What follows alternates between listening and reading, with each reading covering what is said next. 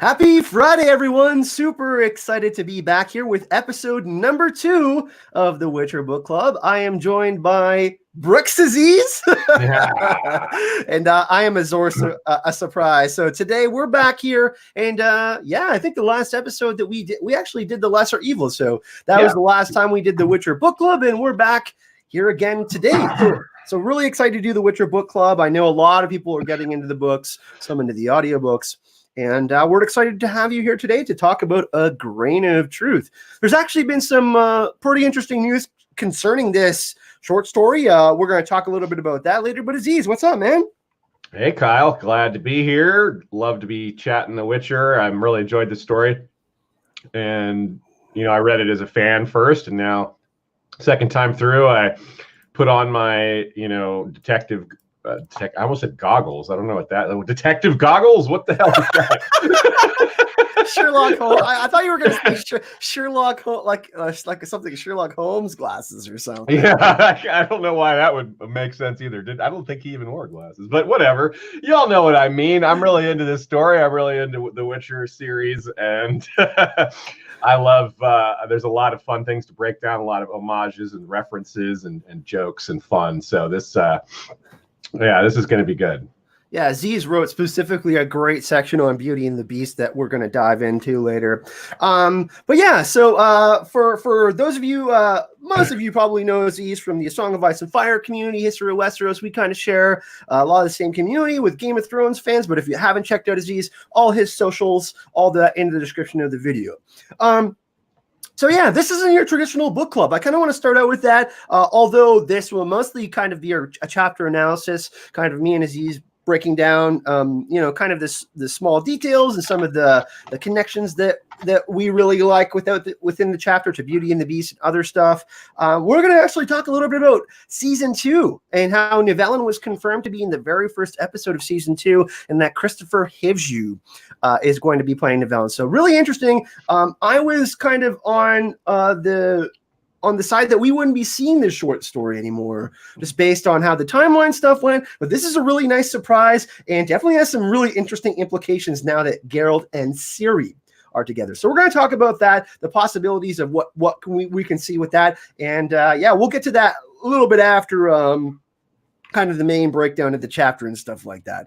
But Aziz, let's start off with A Grain of Truth. I think we should actually start off with this. You found a really funny acronym.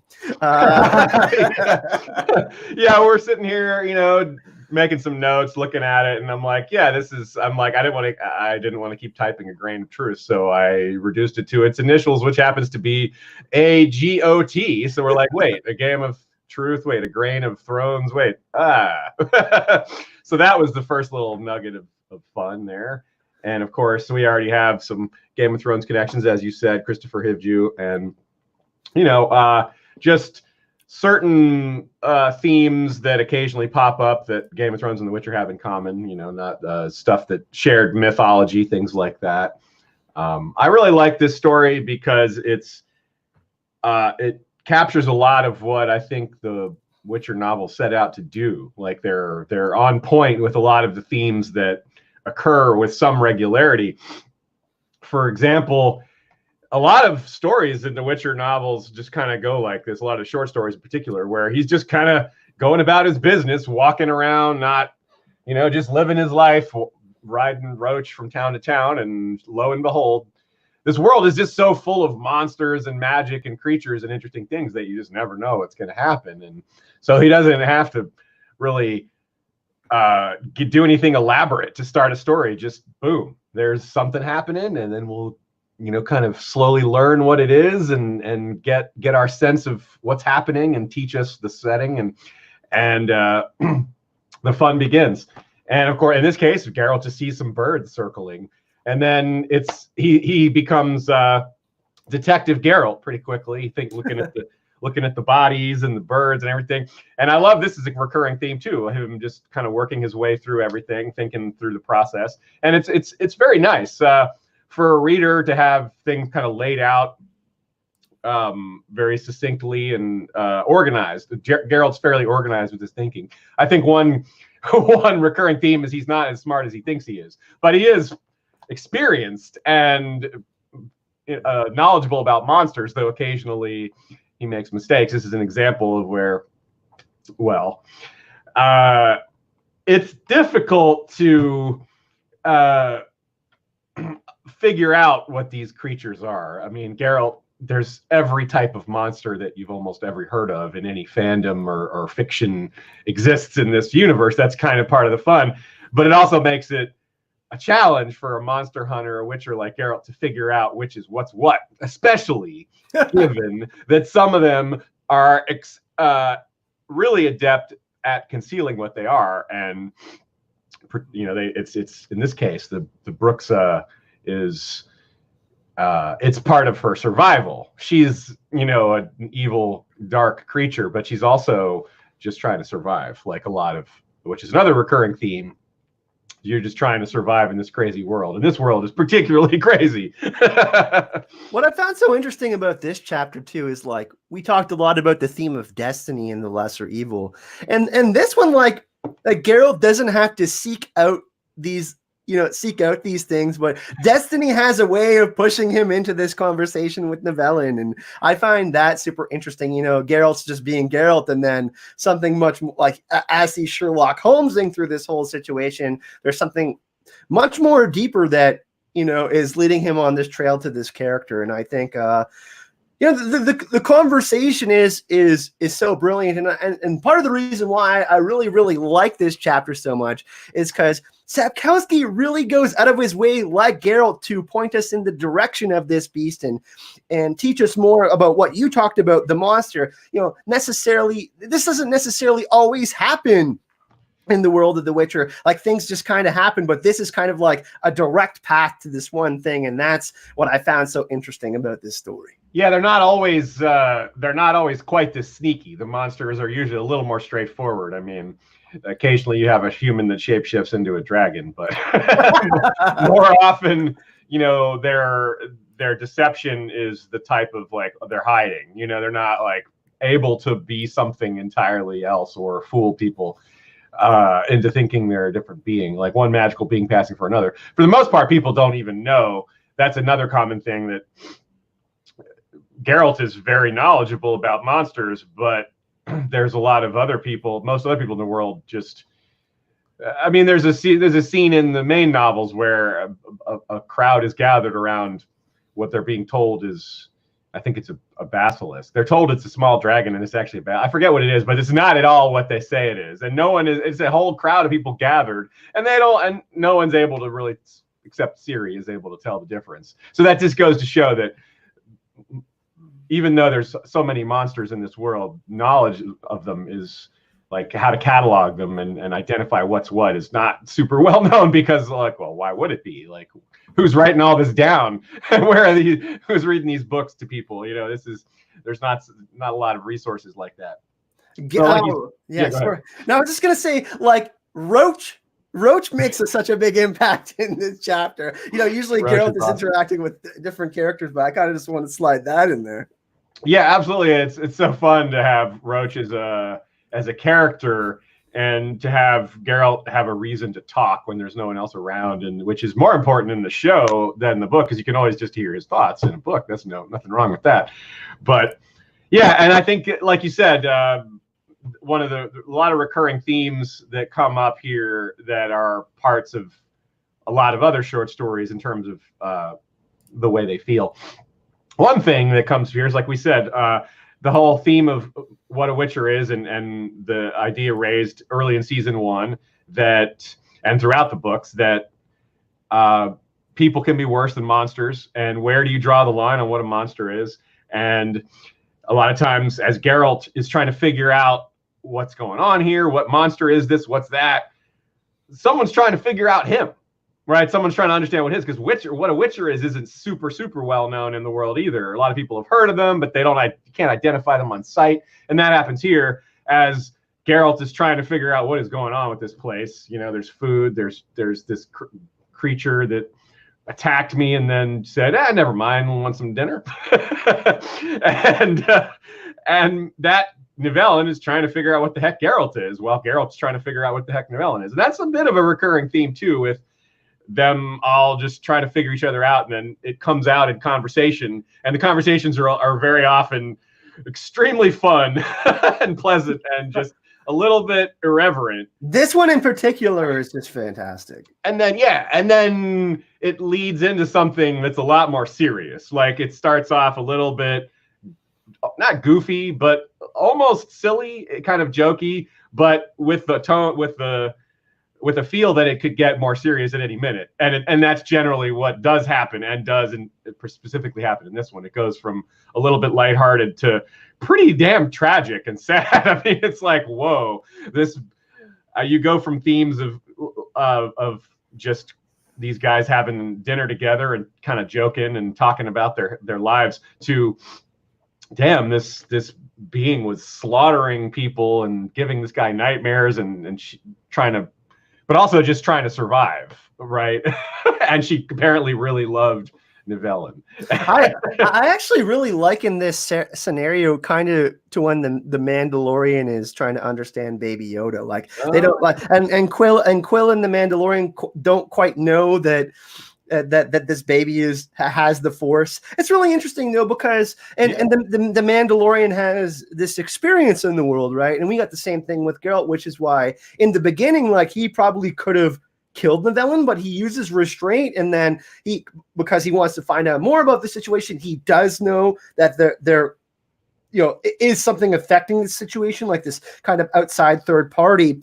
But I just found that so interesting. Like, anybody else other than Geralt may have not, you know what I mean? Like, this is like this fated conversation. Like, if it wasn't Geralt, I don't see this happening any other way. You know, and that's why it's so interesting. Yeah, well, actually, Geralt freaks out Nivellen more than the opposite, because Geralt is just, he's so confident and he doesn't start by killing. He rarely wants to go straight for, obviously he's dangerous as hell and he's an amazing killer, but his default is usually to not start that way. He doesn't want to, he prefers to not kill.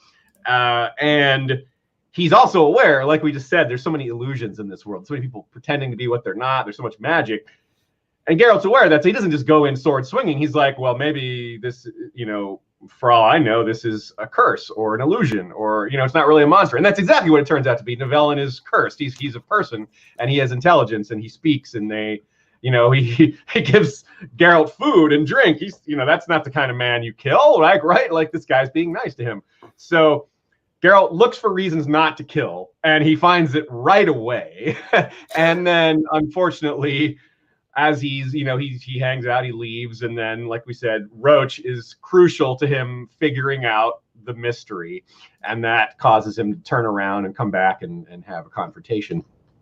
But yeah, it's that, and that's when it gets sad as well. But that's the recurring theme of things not being what they seem, and Geralt having to figure out where the line is on what's a monster and what isn't, and what is fair game for him, what passes the bar vis-a-vis his Witcher code. And he's pretty aggressive at not overshooting that code, overshooting the mark. He really, he has a conscience and wants to try to do right. Well, I think like early in the beginning, things almost get to the point where they end up very badly, like right off the start. But yeah. I think Geralt, once he talks to him, like I said, this third party thing, he kind of understands that there's more, something more going on. But also, Geralt is someone who's used to being treated as a monster, and that's kind of the recurring theme that we saw in The Lesser Evil. This kind of connection with Renfrew, and that's why they were able to have the conversations that they were having. So there's definitely a similarity from this thread that carries The Lesser Evil into this story and all of that, and that continues all throughout the whole series, and something that was really I thought was so well done in season 1.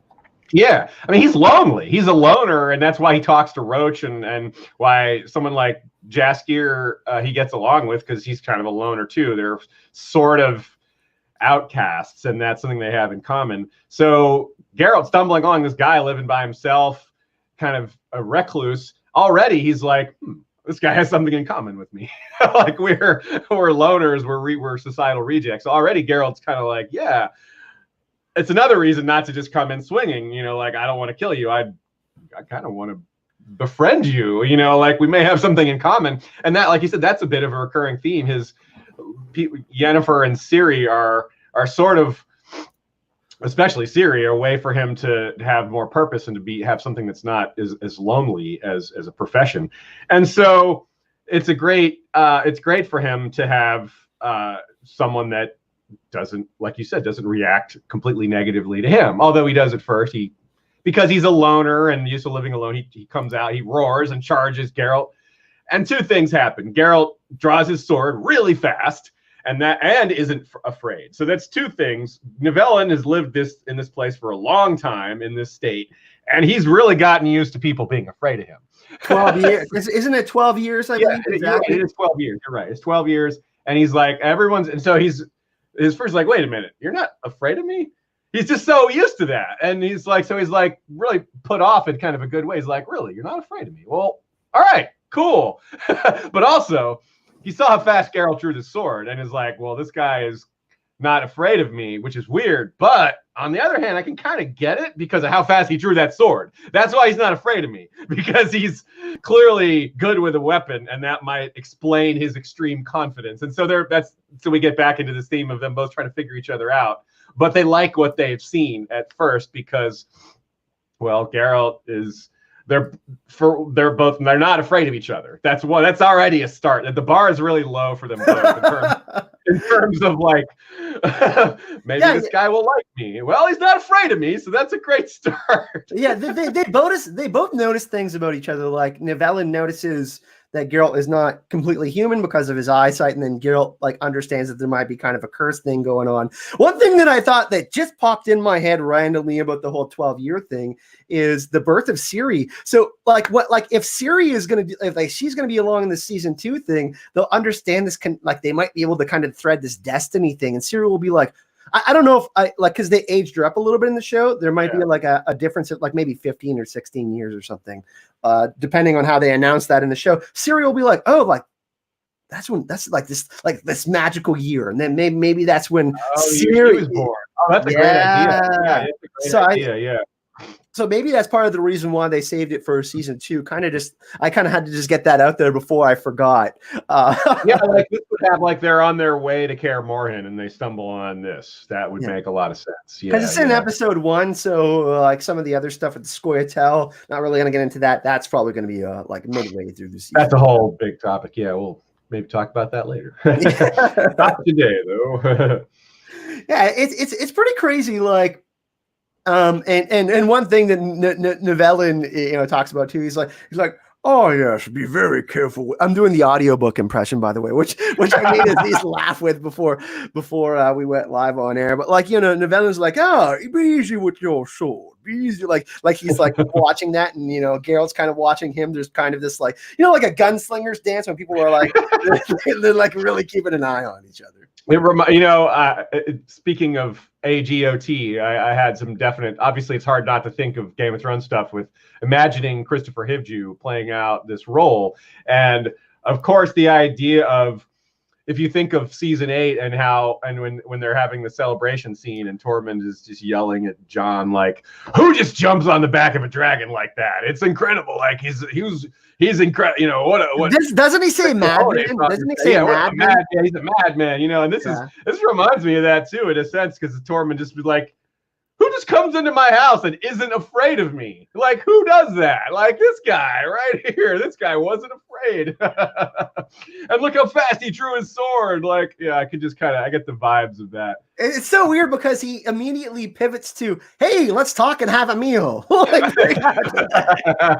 it's kind of funny because, like, we're in that situation in Game of Thrones where everybody probably knows that they're going to die in this next battle. And, Tormund's like, and he chugs his whole beer, and then he talks about Brienne, how I would knight you 10 times. There kind of is that similar vibe in these scenes. And Geralt, pretty often thinks, he's constantly just, this could be my last meal. And every meal he eats, there's a sense of, Witchers are always, they die in battle. So, and that's their living is battle. It's like the life of a sellsword, but with more danger and more mystery. You never know when death will come for you. Should we do maybe like a brief synopsis of the story itself? Yeah, let's do that. And Okay. actually, let's, before we go that, hello everyone in chat. I see some awesome people. Oh yeah, look at all our friends out here. Yeah, we got the original David Adams, original moderator for the channel, Scott Wortman, who won the first Witcher book giveaway, Sword of Destiny. I see we have Stacy from the Witcher Addicts Facebook.com. Congratulations on 5,000 members and growing. Nice. She's doing a giveaway, so she will post that in the description.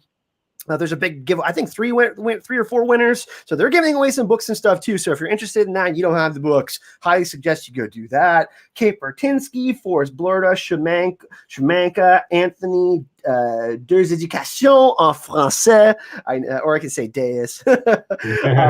Vlad, a bunch of awesome people. I see some people watching on Facebook and Twitch too. Oh. This StreamYard thing is cool, man. I love how it does the multiple platforms. Yeah, that's cool. Very cool. Absolutely. So hey everybody, yeah, glad to see everybody here. Glad to see more and more people coming over to enjoy The Witcher. You know, there's room for lots of fandoms, and this is a great fandom, great books. Nice to have something that's kind healthy. Of great to get in the beginning too. Like we're not even on season 2 yet, so really encouraging sign with how many books have sold into games and just the overall like. And it's, you know, I find nothing against the Game of Thrones community. I find the Witcher community to be really laid back and fun. I really love it. It's such a difference, and I think, you know, people have been waiting for Winds of Winter for so long. There's this kind of we're not as anxious about what's coming because it's already done. Yeah, that's a nice feature. It doesn't make it's not necessarily better in the long run, but it is awesome to not be worried about how it's going to end. So, Aziz, do you want to go over kind of an overview of the chapter, and then we'll get we'll go into some points. Yeah, I'll do some play-by-play here. So this like we said, the story starts with Geralt finding some dead bodies. Some birds lead him to some dead bodies. The dead bodies are curious because, for one thing, they weren't robbed and they weren't eaten, which right there, that's strange, right? You don't normally, money will be stolen or flesh will be consumed. Those are the two, monsters and humankind. Those are the things you would expect. So the fact that neither of those things happen is already peculiar. So Geralt finds Nivellen's lair, which is a large house, like a large manor, that he learns used to be sort of a hideout for a bandit gang that kind of terrorized the area. They were professional bandits. They were not. They weren't great guys, but they weren't the worst. You know, they weren't like murderers and rapers. They were bandits. They took money. They were more like kind of mafia that they would occasionally do some violence. Mostly they would just intimidate people and take their stuff. But things went downhill when Nivellen himself took over because he wasn't a good leader, and the gang got darker and eviler. And one day they go attack a temple, and Nivellen rapes a priestess. Now this cult is a really nasty piece of business. They worship a lion-headed spider goddess. It's crazy and dark as hell. So I mean, they got skulls and green fire. Not that it's ever okay to, you know, under any circumstance to rape someone, but good Lord, this is evil. Talk about evil on evil here. So she curses him, and he becomes this beast, Nivellen, this kind of undefined monster. We're not really sure what type of monster he is. He just has big teeth, and he's not a specific thing. He's kind of bear, lion, just a generic. The idea is, like I said, like Kyle alluded to in the beginning, he's a beast, and this story is very much influenced, like many Witcher stories, by fairy tales. In particular, the Beauty and the Beast is the main theme here. But also, as is typical for Sapkowski's, he doesn't take the main plot. He spins it, he twists it, and surprises you. But that is the homage. But also, he, as often he does, the characters even specifically make reference to the fact that they're living in such a scenario. Like Nivellen specifically says at one point, the reason he did this scenario of having people come and here, I should back up. I'm getting ahead of myself. Okay, so continuing with the summary. So Geralt, he arrives at this manor, and Nivellen comes out and attacks. He charges and roars, and Geralt, being Geralt, is not afraid. He draws his sword and is like, "Hold on there." And Nivellen's like, "All right, never mind. You're not afraid of me? All right, let's go have dinner." And Geralt's like, "Yeah, I could eat." And so they're chatting and trying to figure each other out. Geralt's talking and asking questions, and Nivellen's asking questions. They're both trying to figure out what's the deal with the other. They're having a good time. They're eating. They're happy. And Nivellen tells his story about being a bandit leader and getting cursed by the priestess. And Geralt tells about being a witcher. And a typical recurring theme happens where Nivellen says, "Well, aren't witchers like this and this and this?" And he lists off a bunch of things about witchers that get said fairly often, like that they don't have feelings, that they're evil, that they're worse than the monsters they kill. And, well, this is on point to the theme of the chapter, the name of the book, which is A Grain of Truth. And, well, Geralt's like, "Yeah, none of that's true. None of those rumors are true. But there's a grain of truth to them. There is some truth to them." But just like there's a grain of truth to the fairy tales that Nivellen heard as a child. And the fairy tales that Nivellen heard as a child sounds like Beauty and the Beast was one of them, because he starts living his life like one of these fairy tales that he read about as a kid, that he had read to him by his mother and all at bedtime. And one of his ideas is to live like this. One day a merchant stumbles on his place, and this is very similar to Beauty and the Beast. This is like straight from Beauty and the Beast. Merchant trades their daughter to the beast for money, but under the condition the beast treats the girl well, but she has to live there for a specific period of time. And in Beauty and the Beast, I think it's just a couple of months she stays with Belle/Beauty stays with the beast. But in this story, it's a year recurring, right? And in Grain of Truth, it's a year. A girl stays with Nivellen for a year, then a different girl stays with Nivellen for a year. So it's these different merchants that are poor bring their daughter to live with him for a year, and he treats them well. He doesn't rape them or anything like that. And it's an ethical conundrum. Geralt brings up, it's like, "Yeah, I'm sure you treat them well," and he's like sarcastic. He's like, "No, really, I do. I don't force myself on them. They get to eat whatever they want. They get to have these fine clothes and gems." And it's a kind of a philosophical issue whether whether this is good or not. But it's certainly not as bad as, it's certainly not overtly evil or anything like that. And so this swapping goes on and on and on and back and forth for years, until eventually what they think is a Rusalka. So Nivellen thinks it's a Rusalka. Geralt thinks it's a Rusalka.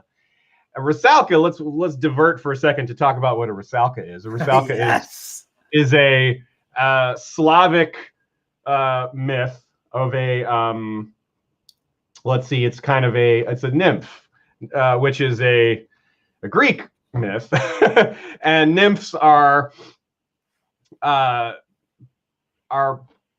protectors of certain natural environments, like in The Witcher. Water nymphs in Greek myths are, for example, Achilles is part water nymph. His mother was part water nymph. And in this story, there's nymphs for every type of terrain. There were mountain nymphs, which are mostly extinct in the continent. There were meadow nymphs called lemoniads, which are gone as well. They're extinct because they were the meadow nymphs, so they didn't really have anywhere to hide. And there's water nymphs, wood nymphs. The wood nymphs are the ones who rule Brokilon forest. And so they're called, they're dryads. So they're all some sort of ad. Naiad is like a generic term for nymph. And this is Sapkowski borrowing from a variety of traditions because it's fun. The creatures in this story, you have Rusalkas, which are Slavic. You have nymphs, which are Greek. You have Bruxas, which are Portuguese. And you have a few other names are rattled off, like Alpors, which are Germanic, and Mulas, which are, I have that written down. I think that's Slavic as well. No, that's Romani. Yeah, that's Romani. Right. Vampirism really came Yeah. from that area.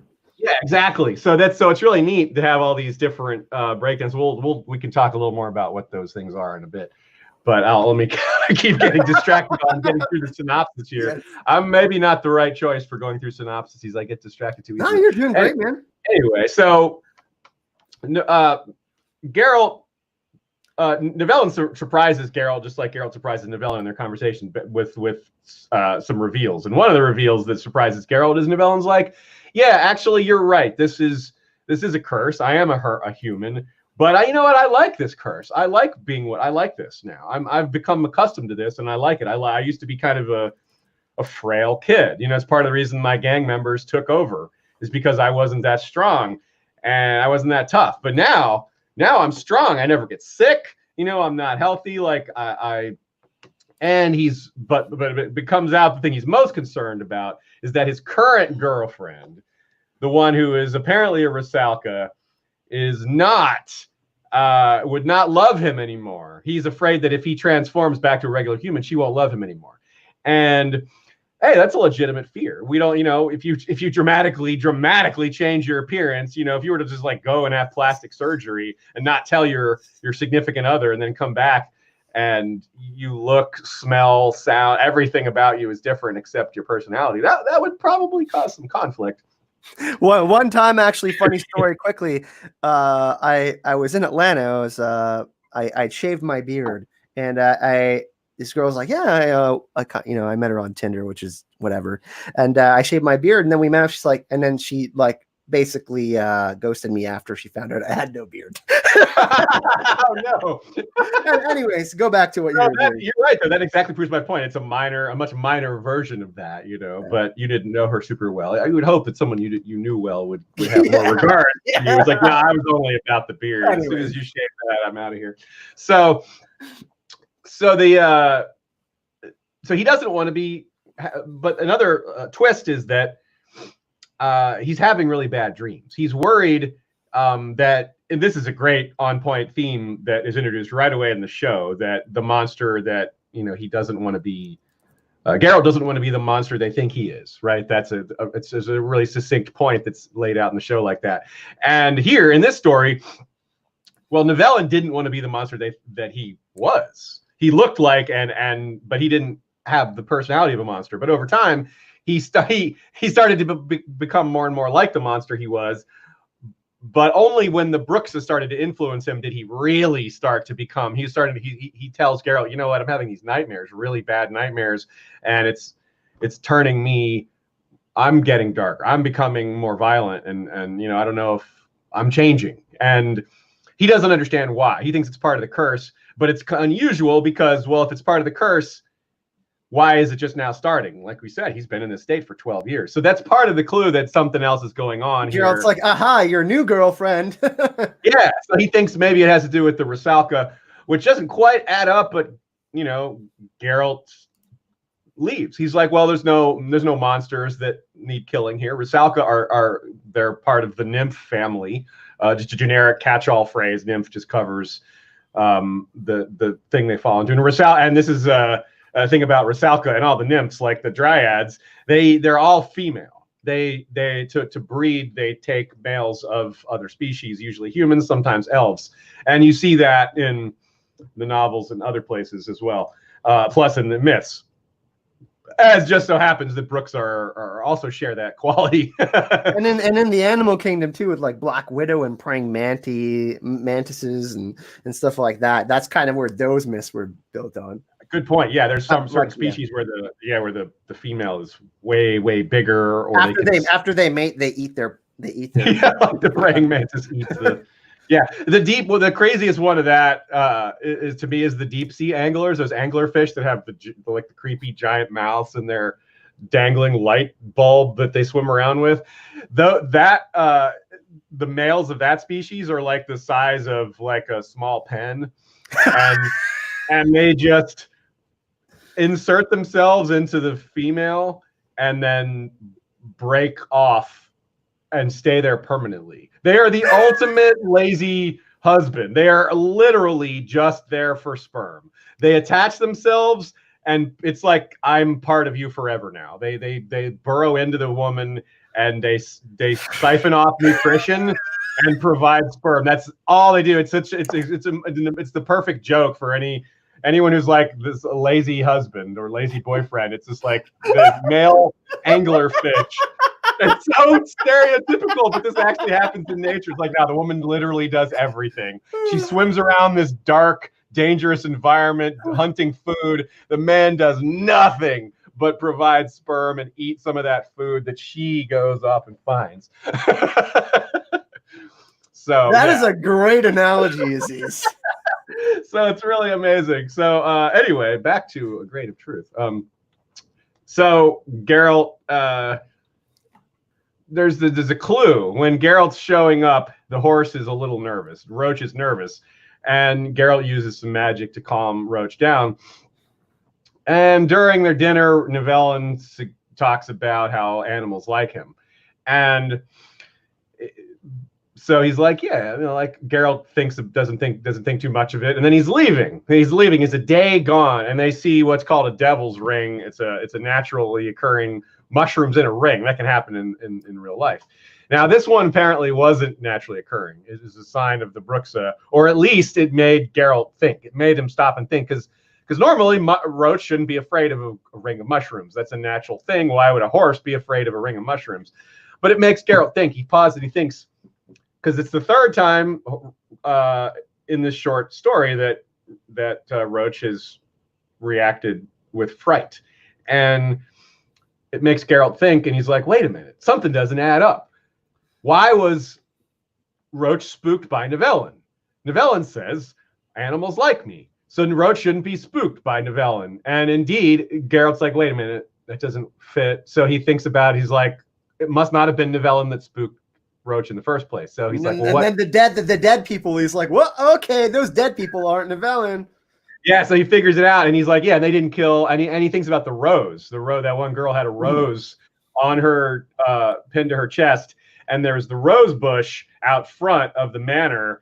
And in Beauty and the Beast, when the merchant shows up into this house, the beast does not make himself known. He stays hidden. And the merchant just finds this room full of food, and he's like, holy crap, this stuff was laid out for me. I'm going to help myself and eat, which is intended. That's what Beast wanted. He's like, he's generous and he eats. But then as he's leaving, he takes a rose, and the Beast freaks out because that's his most prized possession. And he's insulted that the merchant would take this rose after being treated so generously. And the merchant's like, well, hold on, man, hold on. It's just a rose. I only took it for my daughter, Belle/Beauty, and she's a really good girl. Like, I have 12 kids. That's another, I think that's part of why it might have been 12 years, because in the original Beauty and the Beast, he has 6 daughters and 6 sons. And his daughters are all crappy, except for Beauty/Belle, when he's going on this dangerous journey to do merchanting, to do trading. He's like, well, I'm going to bring you back, some gifts. What would you all like? And the other 5 daughters are like, oh, I want furs and jewel and like really expensive stuff. But Belle is like, I just want you to return home safely, Father. She's such a good girl. And but he's like, no, you're a good girl, Belle, but I want you to have some gift. And she's like, oh, bring me a rose. And so the merchant's like, when Beast is really mad, getting ready to kill him, he's like, look, I just took this rose because my daughter wanted it. And so he arranges to have Beauty come live with Beast, much like merchants have their daughters live with Nivellen in this story. And so the rose is part of what Geralt uses to figure out what's happening here. And it leads him to realize that these murders, Rusalka would not have killed those creatures, would not have killed those 2 people. And Geralt dismisses it at first as just something else. Bandits in the area, it's an abandoned kind of dark area. And so he just chalks it up to that. But then he puts it all together, and he realizes, wait, something doesn't add up. The nightmares, Roach's fear, the dead bodies that no one stole money from, that they were just murdered for no apparent reason. It's like something else is going on. He figures out that it's a vampire connection to what you were talking about, like love and the rose, and that symbolizes something. Yeah, so it's Very he realizes it's a monster of some kind, and he doesn't know, a vampire. He realizes it's some kind of vampire. He doesn't know what kind of vampire, and that's part of the fun. The recurring theme is him trying to deduce which form of vampire. And of course, it's wild to think that there are so many types of vampire. He narrows it down to the day walking kind. He's like, well, right off the bat, you're here in daylight, so you must not be, the more stereotypical common vampires. You must be one of these. Are you an Alp or a Mula? And she's like, higher vampire. Higher vampire, which of course is a wonderful thing for later in the story. We all love our higher vampire. But so that's basically it. And then he has his fight with the Bruxa, which is pretty epic, and it's clear that he may have lost had Nivellen not interfered, because she's really powerful. Bruxa are nasty. And that's what makes it so tragic too, that he had to intervene. Yeah, and so it turns out that she dies very bloodily because Nivellen kills her, but she really loved him, and the curse is broken because she really loved him, and that was from Beauty and the Beast as well. Beauty goes home because she's homesick, asks for permission, and Beast says, you can go home, but you have to come back after 2 months. And so she goes home, and her family's like, no, don't go back, don't go back, don't go back. And she listens to them, but eventually she feels guilty and is like, and goes back to him, and he's dying. And she feels really guilty, and she nurses him back to health. And the way she nurses him back to health is with water from this spring, which is why Geralt and Nivellen and the Bruxa have their fight in front of a fountain, because the curse is broken. It's an homage to the spring water being part of the curse breaking in Beauty and the Beast. So. And water also symbolizing healing, a lot of healing. Yeah, you're right. And renewal and life. Yeah, absolutely. Good call. And so she falls asleep next to him and wakes up, and the curse is broken. Turns out he's a prince. Yay, he's a prince. He's nobility, blah, blah, blah. So he's got money and all that. And so there's your happily ever after.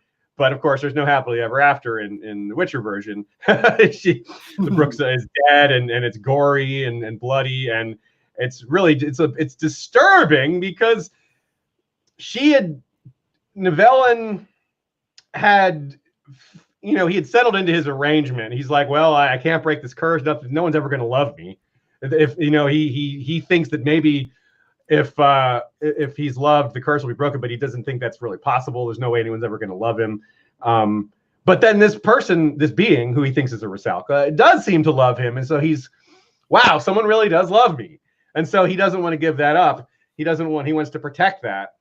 But it turns out that the Bruxa was just she was almost a parasite. But even though she kind of really did love him. Well, not kind of, she really did love him.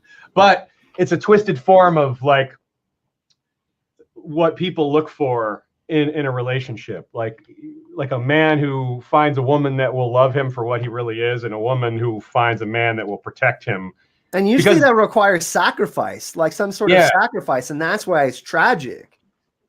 Yeah, that makes sense. She's using him as a protector. No one wants, humans aren't going to, we've seen this in a lot of vampire stories where the vampires are really powerful, but they have very distinct and major weaknesses. Like the biggest one usually, which doesn't exist in this story, but is typical, is the sunlight, right? So they have a thrall or several thralls that protect them in that vulnerable state. So she's not vulnerable to daylight, but she is vulnerable to things like witchers and human society is a danger to all beings like a Bruxa. And so they need what Nivellen provided him, or her rather. Nivellen provided her with a barrier. Like there's this area where people don't want to go. And so she can call that a home and be protected there with safety, because no one wants to come face Nivellen because he's this dangerous monster. And that allows her to have like hunting grounds where she can feed and drink and have her, kill people and drink their blood with less fear of being hunted down, because they're going to blame it on Nivellen, who people are terrified of, or they're going to blame it on something else. Which is why there were so many irregularities around that area. Yeah. They won't figure out it's her. That's the thing. And so and it worked almost. Like even Geralt was almost fooled. If it almost fooled a Witcher, an expert, like experienced Witcher, then you could see how it would fool almost literally anyone else. And so it's pretty sad. They actually had, she really did love him because he was protecting her, and that was a rare thing that exists in the world for like who's going to protect a Bruxa? Like, where is she going to find that? But of course, she's often women look for security in men, and like for example, like I'm just kind of using a statistic, men that are able to provide and keep them safe, or are often there's less divorce. You know what I mean? Yeah. So I find that really interesting, in how like he was like her provider. You know what I mean? Yeah, absolutely. It's super neat. Like it's an inversion of what everyone is looking for, or not everyone, but a version of what everyone's looking for. They're looking for stability, security, and love, and peace. And that's what they had. But it couldn't last either. It was, and that's why Geralt was content. He was like, okay, this is a magical being. They have a weird relationship, whatever. But I'm not going to judge. No one's, they're not killing anyone. So he thought at the time. And so, hey, I'm out. Y'all have a weird relationship, but I'm not judging. There's nothing for me to do here. So other than he comes back because he realizes, actually, wait, there is a murderous killer here. I am needed after all.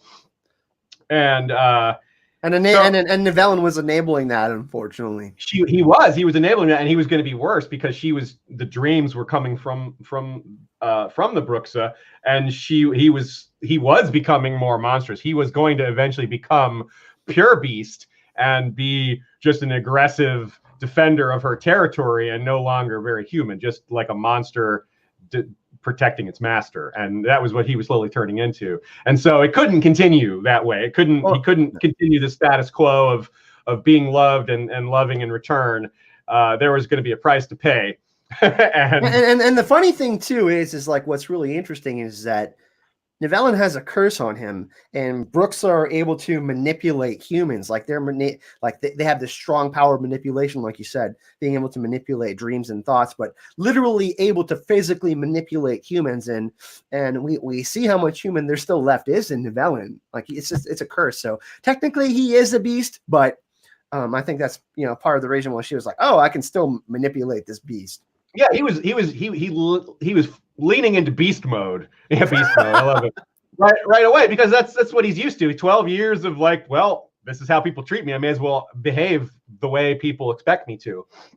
Which Geralt is very familiar with that attitude, but he rejects it. He's like, no, I'm going to continue to be a good person as best as I can.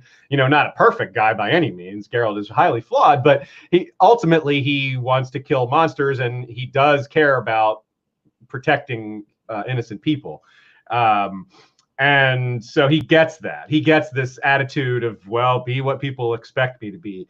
But Nivellen, immediately is like, wait, you're not afraid? You're not going to treat me like a monster? He's just so put off, but also happy. He's like, well, in that case, that's cool. I'm glad, like, someone treating me well. Like, that's why he changed his behavior when the Bruxa treated him differently, because he thought it was, real love, and that changed his attitude because it was something he never expected, something he didn't think he was good enough for. His self-esteem. It's a twist on normal human self-esteem, because people can have incredible deformities, but there's never been a person that's looked like this. This is the fantastical supernatural version of that concept. What's really interesting about what you just said is the law of attraction too. Like, often if we think about negative thoughts, we continue to attract them. And Nivellen was like, well, yeah, I deserve this, my 12 years of penance, all of that. Like, oh, okay. But then he like, in the end, like, yeah, he does have to make this sacrifice. But that's when the curse is lifted, right? Like, it's like out of an act to save someone else, that is an act of love. Like, of course, like the curse began from this negative thing he did. And although this person, Farina, this beast was caring for Nivellen, like that sacrifice ended up being the thing, this like law of attraction thing. happened. Yeah. In the end. And it's a kind of thing that, people will sacrifice a lot for their significant other. Yeah. But in a setting like this, with fantasy, the author gets to take that concept into new places to apply magical concepts to that. Dark to turn places. It, dial up to 11 or 12. And dark places, very dark. And it's just it's something the Witcher stories do really well. You get this kind of lighthearted humor mixed in with this bloody tragedy, and it works really well. Because on one hand, the bloody tragedy it's not the humor helps make it not quite as depressing as it could have been. It's not quite as a downer, but you can think about these kind of serious themes in this fairy tale scenario. And I love that they're very aware of the fact that they're living in a fairy tale world. Like Geralt in I forget the name of it. The story with where he's, gosh, I can't think of it. The story with Dooney and Calanthe and the Law of Surprise. Voice of Reason. Voice of Reason. Yeah, couldn't believe I couldn't think of that. Anyway, he flat out says. Geralt flat out makes a reference to the princess running off without her slipper, which is an obvious reference to Cinderella, which is clearly what's going on in that story. Cinderella, midnight, the things chime at midnight. Yeah, like, hello. So pretty much every Witcher short story has an homage to a major fairy tale, but it's a story within a story. Yeah, and then he inverts it and makes it darker almost always. Like, maybe I said this last time, but maybe I'm going to say it a little more succinctly this time. I'm kind of working my way through this. We said Game of Thrones or A Song of Ice and Fire is more of a realistic medieval world where you add the supernatural elements are added in. Where The Witcher is a fairy tale world where the realism is added in. The realism is the part that's bolted on to the fantastical, whereas in Game of Thrones it's sort of the reverse. There's much more clearer. Yeah. There's much more clearer limits in Game of Thrones, right? Yeah, definitely. Yeah, in The Witcher, you feel like any sort of monster could happen. There's much higher magic. Now, obviously, this isn't a bad or good thing. It's just these are just describing differences. I love them both, but they're the way they approach the supernatural and the world building is pretty significantly different. Yeah, the way mythology expresses itself, like you got to really dig deeper in Game of Thrones, and like in The Witcher, it's just the setting. It's just there. It's like, oh, okay, like there's this limitless amount of mythology that is just like from all sorts of different cultures. It's great. Yeah. So speaking of, should we talk about should we talk about some of the mythology, that some of the lesser known mythology within here, like some of these creatures and stuff like that? Yeah, we can talk a little bit about we have a bunch in the Bruxa. Yeah, let's do that. Okay, so Bruxa is a Portuguese legend, like I said, a Portuguese myth, and it is a vampire myth. Like Kyle said, there's vampire myths all over Europe. Most of them seem to have originated in Eastern Europe, but they spread all over. They're obviously. It makes sense why they spread. Heck, if you think about where they are today, people make movies and like vampire stories are some of the most popular fantastical horror stories of all time. So of course it would spread to Europe, even in the time when people thought these things were real. So they're compelling for their own reasons. So if you imagine a regular person turned into a vampire, that's kind of they get bitten and they get changed. There's a transformation. It's various versions of stories do it differently, but the basic version, the basic way it goes is a human bitten a couple times or once or whatever turns into a vampire. Well, Bruxa is what happens if a human witch is turned into a vampire. So it's like, a combination witch vampire. Like, whoa, that's pretty cool, right? Yeah, that is pretty cool. But you can also see why that would be dangerous and scary. Now, you would also see in this version, in Sapkowski's version, the Bruxa is also sort of like a banshee. There's like a banshee quality to it. Because when I was reading about the scream, right? Like it can like knock a human off its feet and just kill it with a scream without even using its sharp claws or anything. Yeah, which is wild, right? It shows how powerful she is. So that's not from, as far as I could tell. I wasn't. Maybe I missed it, but I couldn't find that aspect of the traditional Bruxa myth. So I think Sapkowski added that for his Bruxa. And but Geralt acts like it takes her a lot of energy to do that. He's thinking like he can wear her down. She'll use her screams and then run out of strength. He underestimates how much strength she has, but apparently that is partly true. Anyway, so highly dangerous. He uses his silver sword in this fight. This is, I think, the first time he uses his silver sword. He's talked about it, using it, and why he would use it. And over time, we learn more and more about, so it's not pure silver because that would just break, and it's got a silver edge, but it's mostly steel, etc. So there's meteorite in it, all that. That just gets filled out over time over later stories. It doesn't really happen here. I think there's only one sign that he like Quen. Quen is for those of you that plays the games, he uses Axia earlier in the chapter on Roach because Roach's fear level is very high. But Quen is the protective barrier and shield that you can kind of explode. It's my personal favorite sign in The Witcher 3. But so there's not a lot of options. Basically, what you're getting at, Aziz. Right.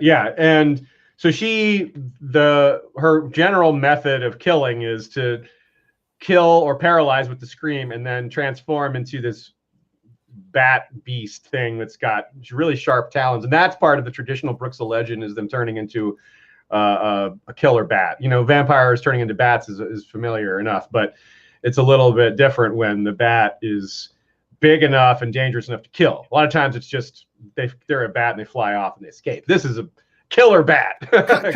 kind of like in Indian folklore, with shape-shifting. like a vampire is like either an aristocratic, a super good-looking aristocratic man or female, and then they can transform into kind of like their other side. But in this case, it's like, holy geez.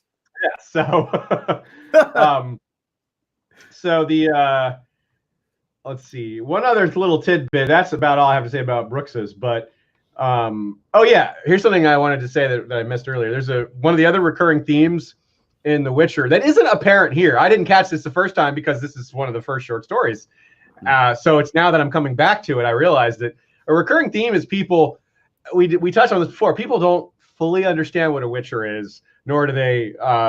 They have a varying degrees of understanding of what Witcher means, nor do they know how to recognize one on sight. Even like Yennefer doesn't realize what Geralt is until he says, he's like, oh yeah, I've heard of you.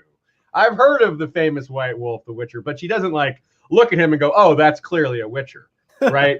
Because there's nothing, the medallion is the only real giveaway. I mean, Geralt has giveaways about his specific appearance, but generically speaking, the medallion's one of the only things you can really identify a Witcher from, and most people just don't notice to look at that, and maybe the medallions, under his shirt, like Geralt doesn't always just have it out. So anyway, Go ahead. No, I was just gonna say one thing that was kind of missed in the show too, and is often described in the books, is like the medallion will quiver, or like especially like in moments where there's like strong magic around, like Geralt will be like, oh, okay, like something's off, and the medallion is this thing that is kind of like this compass where like he can like sense magic. That was one thing that they didn't really focus on in season 1. I just found that interesting. It's kind of just too weird to do mental things like that. But I was slightly disappointed by that. But I kind of, they kind of alluded to that at the Banquet's Bastards, that episode in 4 where there was Pavetta kind of do her thing, but they didn't really. That was one, because it's often like in the books it's super prevalent. Like it's like it's spider sense for sure. Sorry, I had to say that because that was bothering me. So the recurring theme is that Geralt will, because people don't know, like if they knew, they would not fight him. If they knew what he was capable of, they just wouldn't even start shit with him. But what happens is people will these tough guys will oh, I've heard of you. And they know how rumor travel. Like tough guys who gangsters, they really understand how fear works. They understand that reputation travels. And if you have a reputation as a killer, a scary person, it works really well for you because people won't even try you. They won't even try you. They're scared of you before they meet you, and they'll give you they'll give you what you want without you even having to draw your sword. So this is something that mafia, gangsters, this is something that is part of the page 1 on the gangster handbook, is to use fear to make your life easier, to make other people's life worse. Yeah. So that's why so many gangsters just step up to Geralt, because they think the same thing is in play here. They're like, oh, he's not really that badass. It's just part of his reputation. So they think he's not really that tough. So they step to him, and he just like 4-on-1 just has no trouble with them. And it's like, wow, he really is that badass. So this is an inversion of that I didn't notice. Whereas Nivellen is like, he charges, and Geralt draws his sword super fast, and Nivellen's like, whoa, that was really fast. You are a gangster. He's like, you are a gangster. So he's like, he's smart about it. He's like, I don't want to fight someone who's that fast with a sword. Whereas meanwhile, in the the Lesser Evil, like Sivril is like, holy crap, that dude just deflected a crossbow bolt. He should have just been like, I'm out. Like, I don't want to fight someone. I'm done. I'm not fighting someone that can deflect a crossbow bolt in mid-flight. Like, I'm done. No, I'm not fighting you. And Geralt would have been like, you don't have to. I don't want to kill you if I don't. So it would have gone pretty well for Sivril to just back down. But these guys just can't back down. That's their life attitude. They're intimidators. So they just have to go through with it. So I thought it was really neat that Nivellen's just like the opposite. He's like, wait, holy crap. You're not afraid of me, and that sword was fat. I'm not fighting you. Whereas everyone else, like, it's a constant theme of people like, dude, you really shouldn't fight Geralt. You really, even with all your friends, that you should not fight him. And then they just do it anyway. And as far as Witchers go, like Geralt has the highest of the high fame. Like he's like the White Wolf is.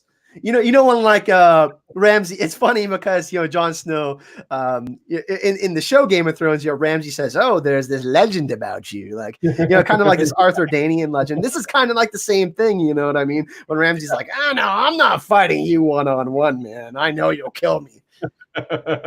Yeah, Ramsay was smart about that for one thing, smartly anyway. So I love that. People are just like, I'm just like shaking so many times. I'm just like, you do not want to fight him. You really, really don't. And they just like, they're going to, I know they're going to though, because they just can't help themselves. What else do we have?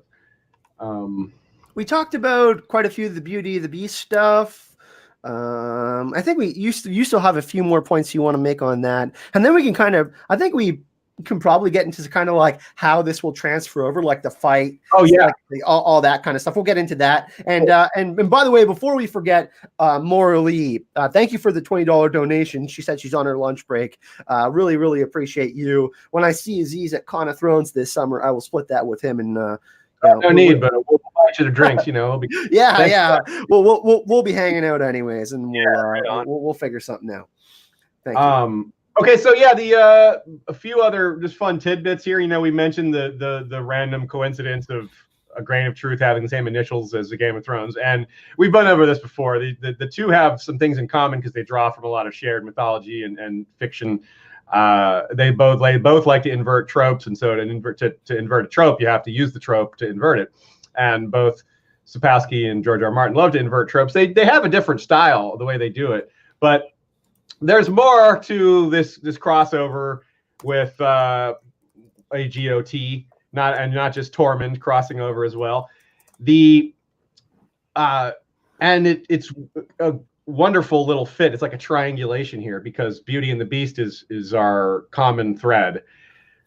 In the late 80s, a TV show called Beauty and the Beast ran, and it was a modern version of the story, the traditional, story from the 17th century, Beauty and the Beast. And it had Ron Perlman, aka Hellboy, aka you guys know Ron Perlman.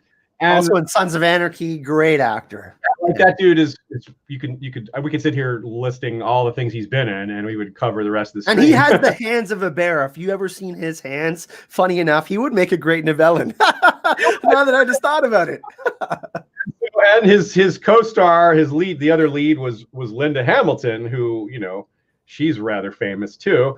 And the third leading character was Roy Dotrice, as in the guy who does the audiobooks for Game of Thrones, who was also the pyromancer on on TV for HBO, and he was in a lot of different roles. He's the Guinness Book of World Record holder for most voices done in a single audiobook for Game of Thrones. And George R. Martin was one of the writers for Beauty and the Beast, the TV show. So how about that? It's a small world. That's probably how he knew Roy Dotrice. That's probably how the Game of Thrones audiobooks came together like that. It's probably how he was chosen for that. That connection here. That's so cool, right? So all these little tidbits, these little things. So, and of course, as people know or should know, if you don't, this is good info. The whole story of Sansa and Sandor is highly influenced by Beauty and the Beast, and you can tell because George is writing on that show.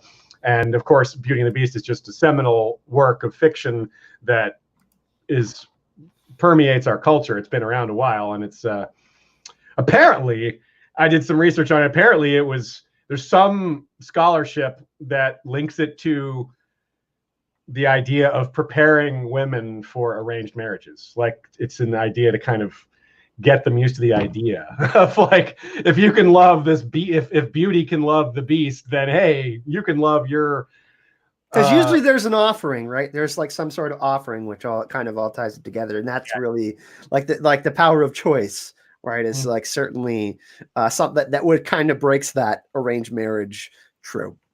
Yeah, and or like and they kind of play with the idea of a dowry here with it's the merchants. It's the opposite. The Beast is paying the dowry instead of the family of the girl. Usually the point of a dowry was it was thought that women weren't very useful because they wouldn't, they can't do farm work, which is silly because women are quite capable of doing farm work. But in a lot of these societies, the women would be kept, especially in noble societies, the women would be held out from that because you want their hands to stay nice and to be all prim and all that. So it's expensive to have a person in a medieval household that doesn't participate in any of the chores. So cleaning, all that, so it's kind of self-defeating to have to make this person do nothing and then to be like, look what a burden you are, like, what? That's not fair. Like, you're not letting her help, and then you're calling her a burden. Like, what? That doesn't make sense. Anyway, so kind of the point of a dowry is like, look, she's your problem now. So if we're going to take her on, if we're going to feed this person that does nothing, then you got to give us money to help pay for her. So that's kind of like, it's pretty sick, but that's kind of where it all comes from. That is a really interesting inversion that he has there. Yeah, Sapkowski loves to do that. He loves to take these tropes that are anti-woman and flip them. Particularly because there's so many strong female characters, and some that we're getting a few of those in season 2. Oh my god! He doesn't do and he's more enlightened than just make the women good, because that's not breaking the trope.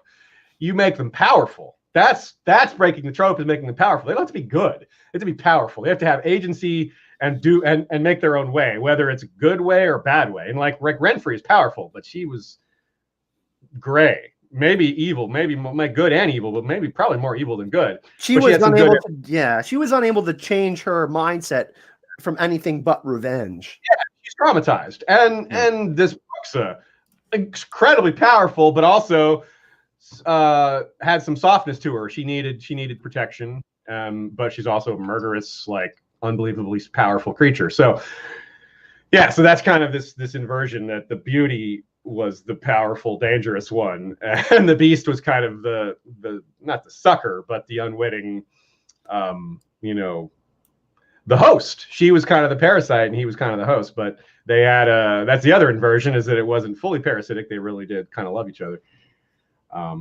which is pretty sad. So another thing in Beauty and the Beast that's a nice little homage is that there's a magical horse in Beauty and the Beast. So there's Roach is like, that's why Roach has an extra big role in this one. This Roach is a female in this one as well. Yeah. Oh, is Roach sometimes a male? I thought Roach was usually. Well, he names all his horses Roach. So. Yeah.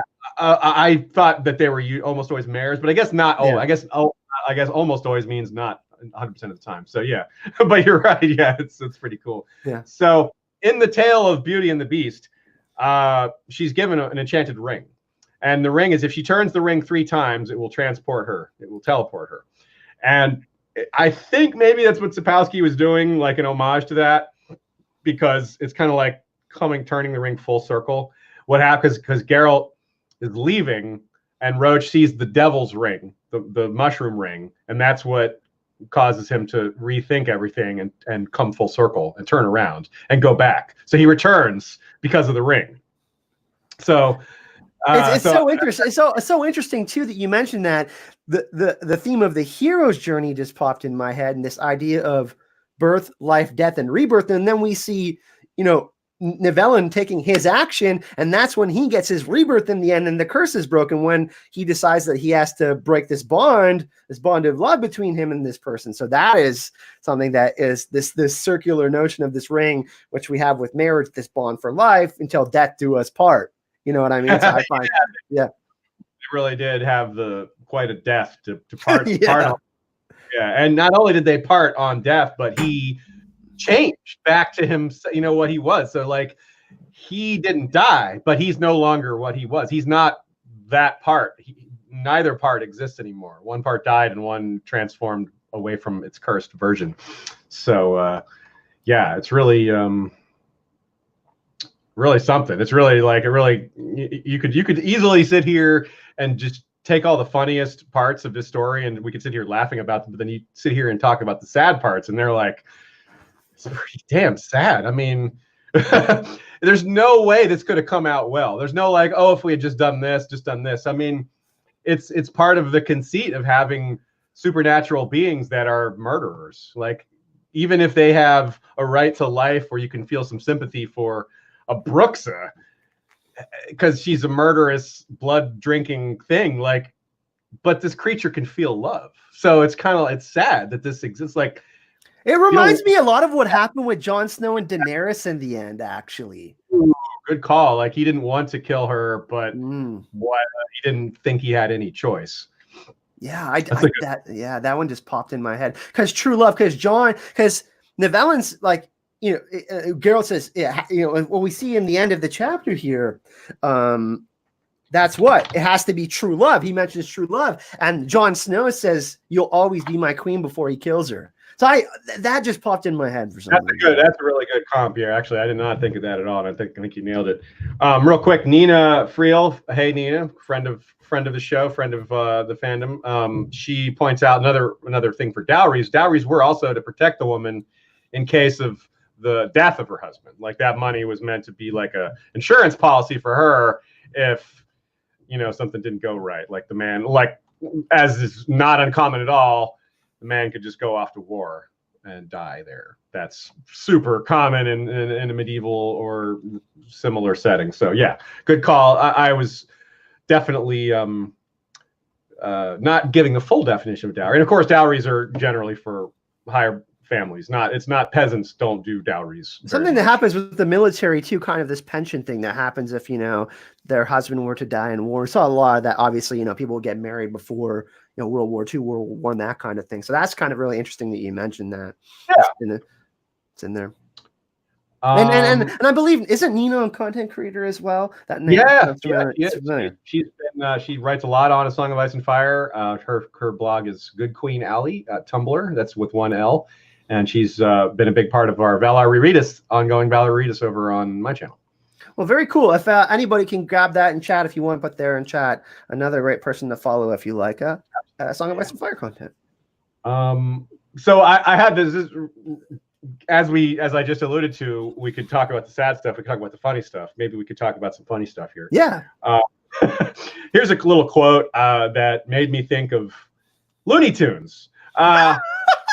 Nivellen says, "Ha!" Nivellen roared so powerfully, the candle flames fell horizontal for a moment. Like in a cartoon where someone's like, "Rah!" and like everything is like, like the person's like hair goes straight back and you're like, "Ah," because the roar is so powerful. To me, I just picture the candle flames are completely flat and bush. Like, it's like, that's comical. That's like or like really somebody's hair goes up and there's an explosion and it like sticks right up.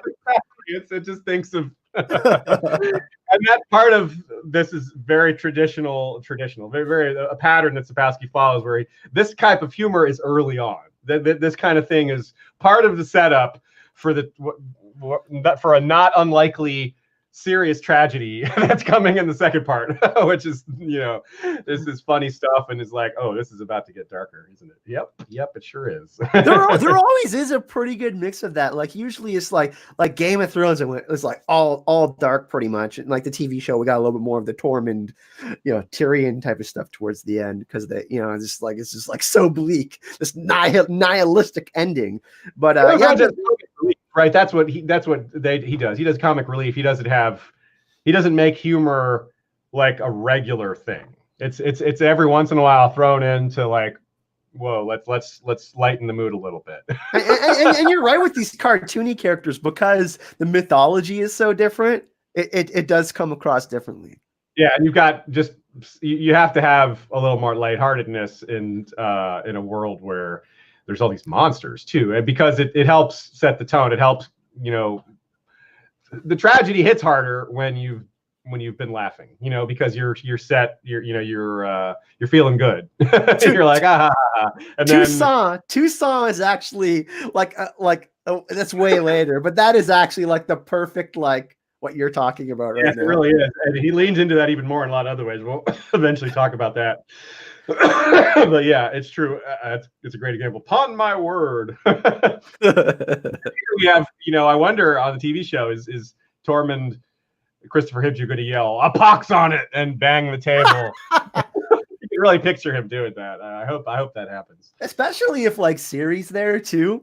Like, it's going to be really, really interesting to see, kind of, because let's do that. Let's talk about the adaptation.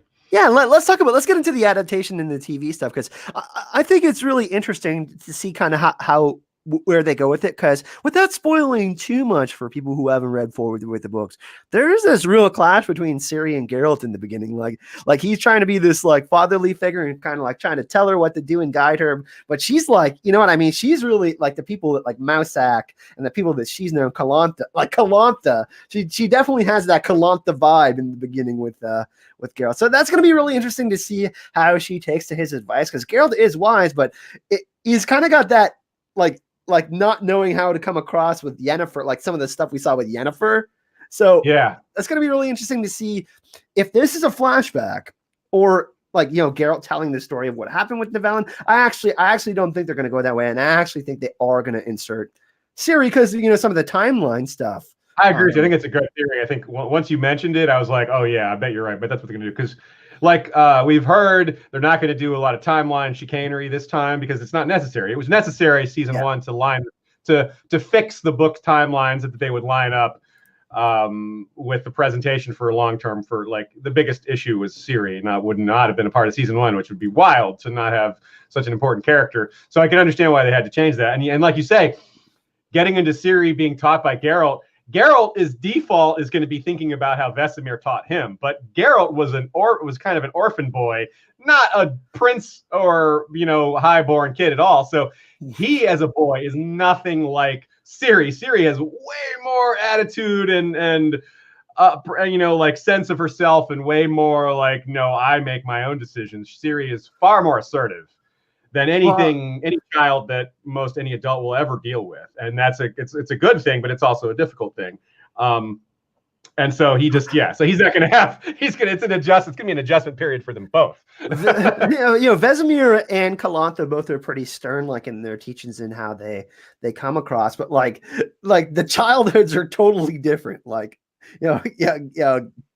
like Geralt being pawned off and all of that, and then Ciri just like growing up in this environment of kind of entitlement. And I'm not saying that Ciri wasn't taught any lessons, because I kind of allude to what happens with Bran Stark. Maester Luwin, kind of being that Mousak kind of character, teaching Bran some of these things of the world, and Bran learning, but being kind of cosmically connected to these bigger things that are going on in the world. And that's why I kind of liken Ciri to her kind of arc to kind of like the Brands a little bit, because they're so powerful. Yeah, I mean, it's kind of like Bran and Arya combined, because she's also learning all this just kick-ass warrior stuff and becoming a total like badass, but also with magic, and it's like, woo, yeah, she's Arya plus Daenerys plus Bran plus There's some Sansa in there too. Really, you could make her all three of the main young women. Our friend McCall Schick of Vassals of Kingsgrave and Hypable.com, she was in the chat. Maybe she still is. Turned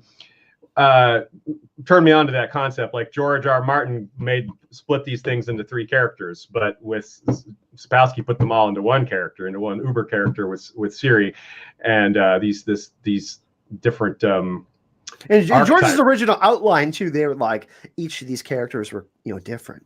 Yeah, you're right. Yeah, Sansa's probably changed the most, but Arya's changed a lot too. Daenerys's was mostly just expanded on, but it was still kind of the kind of high points were similar in that the beginning and end and how she got her dragons and all that. But the mystical stuff is this power within her.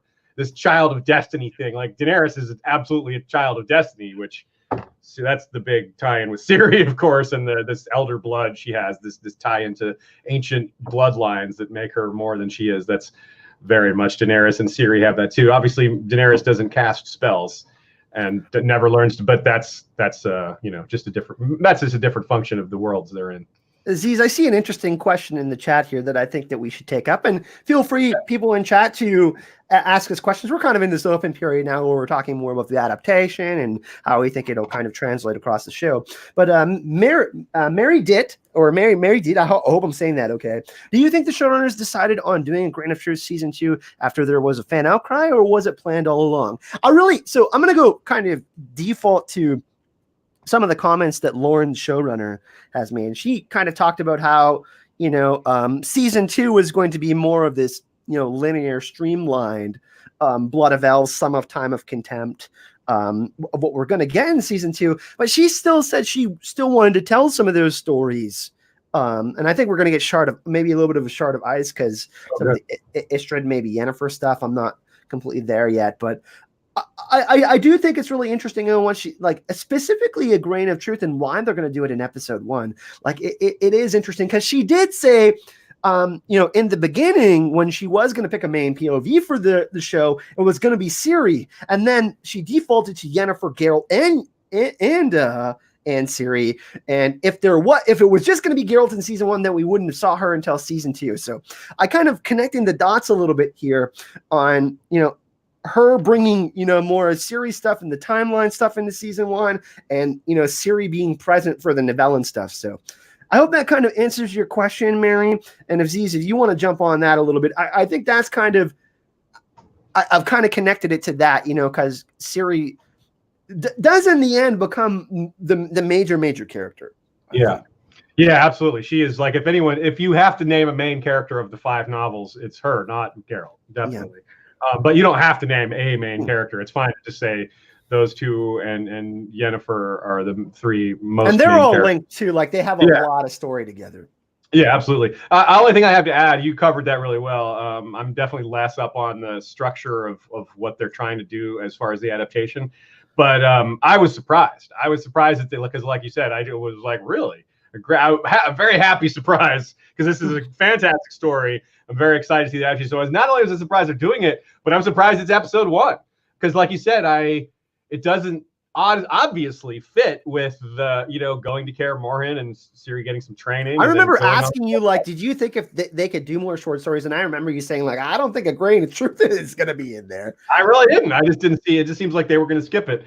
But so it's a really happy. I'm really happy to be wrong about that. And like you said, I think you really nailed it with Ciri and him will, because the way the story starts, they just stumble on this. Why they could just totally do that in the show. They're headed to Kaer Morhen and they stumble on this adventure on the way. Of course, they would have some things happen on that long journey. Why not this? It could potentially they could use it to set up more overarching themes about the show, because that is what happened. I mean, this is one of the really early stories. And like we said, there's some very core recurring themes in the Witcher novels that like I said, I didn't know they were recurring themes until I had finished everything, because this is one of the first stories, and it's on reread. You're like, oh wow, these things are really present here. These things that become part of everything, that are, Geralt's loneliness, Geralt's I think it also really goes back to the lesser evil too, Aziz, like that. Yeah. Like how the world views Geralt, and we saw Ciri's interaction with Dara and kind of the anti-elven attitude, that stuff is like blown up big time as far like, you know, there's bigger wars and kind of this, I don't want to spoil it, but more like this like existential threat to everyone, you know, all this stuff going on. And Ciri, I think it's really interesting if they do this stuff with Nivellen, because she kind of had that really, like, she might be a little more friendly to Nivellen than we think, because of, you know, how she's getting to know Geralt. And we saw how they embrace each other. Geralt is not human. And, you know, the way Ciri kind of learned, you know, a little bit in Brokilon Force. There's a little bit more with that didn't happen in season 1. So Ciri is a little bit more open-minded than we actually think. So I think that it's really interesting that they're putting her in, you know, this particular story. Something just occurred to me that, you know, maybe this is just an idea, but this is an opportunity for Geralt to teach Ciri this core lesson of don't judge a book by its cover just because it looks like a monster doesn't mean it is, because he doesn't kill monsters just because they look like monsters, because he knows that it might be an illusion, it might be a curse. If you just kill first, ask questions later, you might kill an innocent, you might kill an intelligent being. So this could be a perfect test case for Ciri to be like, oh my God, kill that. And he's like, oh, we saw that in the Dragon Quest Aziz, when that Yennefer is, you know, being a court mage, and then he kills that thing. That's like a perfect example of that. Good point. So this is it's as we think through this, you can see how it could be part of Ciri's training, not fighting training, but like the detective skills that Geralt uses, the thought process it's part of being a Witcher that is really important to their core values. To otherwise because if you don't hold to these core values, it's really easy to become a killer, to become a murderer, to become a higher sellsword or something like that. And that's a crucial part of the Witcher training, is avoiding falling into that line of thinking. So you have to have this rigorous philosophy of respect for intelligent life, or else you could easily just go down the dark path of killing just because kill first, ask questions later. Which we see from other characters. We see examples of that from other Witcher schools and from characters like Bonhart, who, you know, hasn't been introduced yet, but we won't talk about him. But anyone who knows Bonhart's already, you know what I mean. And if you don't, well, you'll see him eventually. He's quite a villain. You know what's really interesting too? I just had Ned Stark pop up in my head when he says the lone wolf dies, the pack survives. Kind of the lessons he was teaching Arya, Sansa, Brandon, all of them, and we, you know. But before the shit started to really hit the fan, we saw, you know, Sansa and really become more understanding of the sacrifices that Jon had to make, and I think you know there is a bit of Ned Stark in Geralt, you know what I mean, and kind of the lessons he tries to impart on Ciri, and Ciri in the same way, and how she holds, you know, Calantha and Mousak in really, really high regard, the things that she's been taught. So. The way and I think that makes it actually a little bit easier for her to kind of receive those messages from Geralt. So I think that, you know, that for me is kind of another parallel for Game of Thrones, is something that, you know, we can tease a little bit. Good call. Yeah, that's a really good one. I agree with that.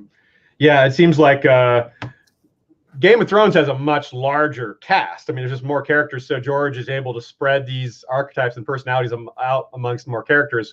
With the Witcher universe, it's very big, but it's you know, it's no shame to be a smaller world than A Song of Ice and Fire. That's not a bad thing. It's just a thing. So a lot of these archetypes and these character types are more combined within singular figures. Like we just said, Ciri has elements of the 3 major young women in A Game of Thrones, and like you said here, like Geralt has some Jon Snow in him, but he's clearly can't be all Jon Snow because he's like 90 years old and you know, and unbelievably good at fighting. Jon is in the show is an incredible fighter, but he's as characterized by. But he does have some of the same faults that Ned does, like this kind of like reverting back to like your core values instead of like moving forward. Yeah.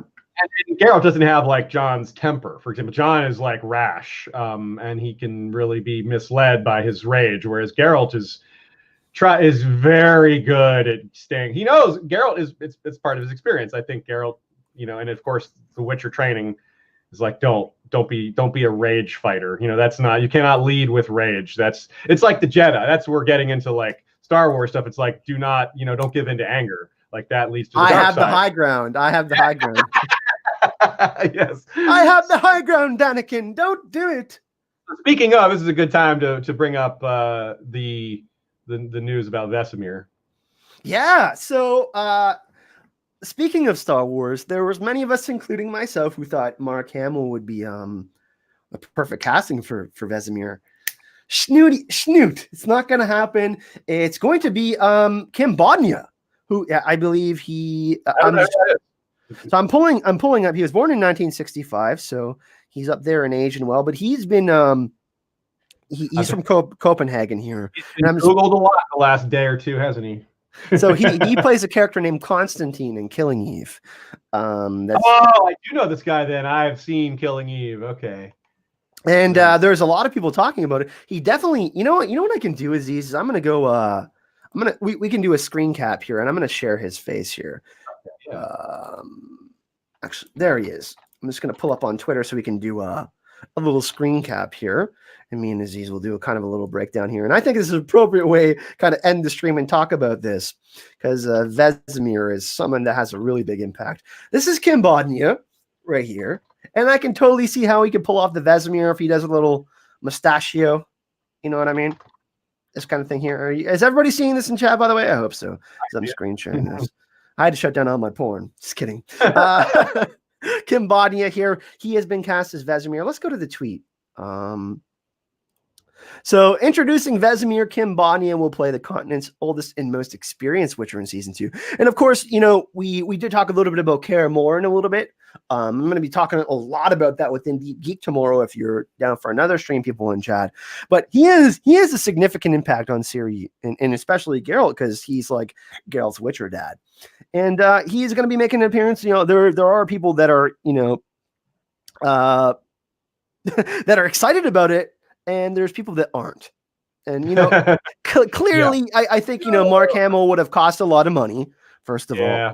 This is, and he was interested in the role, but we don't know his schedule. Mark Hamill has all sorts of projects he's working on.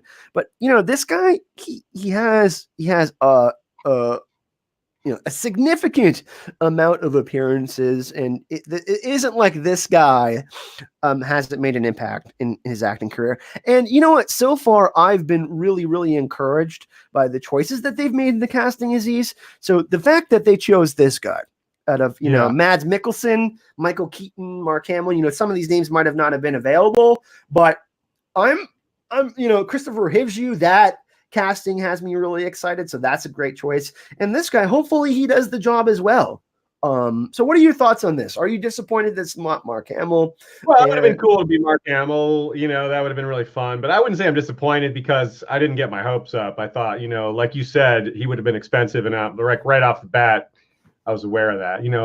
It's not a sneaky, subtle thing to, to figure out. It's like, yeah, that is definitely going to be a barrier. And like you said, schedule too, like the guys had a robust career. He's popping up in all kinds of shows, and he does voice work. So yeah, obviously he's in demand. So it's you never want to get your hopes up for a very specific casting for a character because this is Hollywood and the golden age of television we're in here. There's so many opportunities for a lot of these actors, and we've been spoiled. We've been spoiled with the Charles Dances, the Sean Beans, the Peter Dinklages, and you know what? I don't always like to do this because a lot of people have been comparing Game of Thrones and The Witcher, Aziz, and they're both very different. But look at the Sophie Turners and the Kit Haringtons and the Emilia Clarkes. Look at how they've taken off, and look at the casting of Yennefer and these other characters, right? Like they've really nailed some of these. So I think that, let's give this some breathing room. I'm definitely making a video on this tomorrow, so